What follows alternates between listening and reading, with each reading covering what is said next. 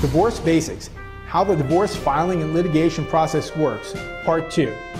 Hello, I'm Ed Hecht, and I'm a Georgia divorce and child custody attorney. I'm also a divorced single father of 2 children. I personally know what it's like to deal with these kinds of family law issues, and I am passionate about helping others get through them as well. This video is part 2 of a 2-part series titled The Basics of Divorce, How the Filing and Litigation Process Works. In this video, I'll discuss what happens if the parties are unable to reach agreement on all issues among themselves. As I explained in part 1, at times during the course of a family law case, agreements may not be able to be reached by the parties without the intervention of the courts. This will mean different things depending on which court system your petition is filed in. Some courts require that after the divorce or other domestic relations action is filed, a temporary hearing is scheduled for the court to issue a temporary order based on the evidence presented thus far. Both parties will be required to provide a domestic relations financial affidavit and child support worksheets.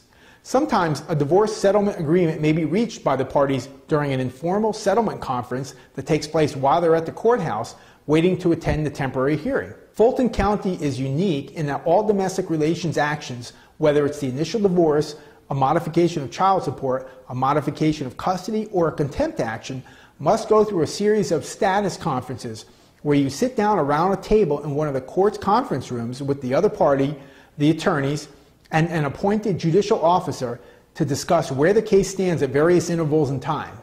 You and your attorney may choose to meet the requirements established by the court to allow the status conferences to be waived.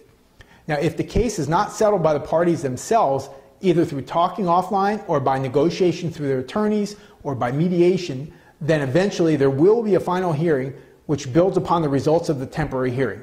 At the temporary hearing, the court typically makes interim decisions rather quickly in areas such as spousal support, child support, property, custody, and visitation, since the court seeks to help the parties get out of that limbo stage that they're in and at least get some short-term resolution to the case. In the months that follow, if the case isn't resolved by one of the methods I mentioned above, there will eventually be a final hearing that will deal with the issues addressed at the temporary hearing, as well as bigger issues such as division of retirement assets, debts, the home, and more.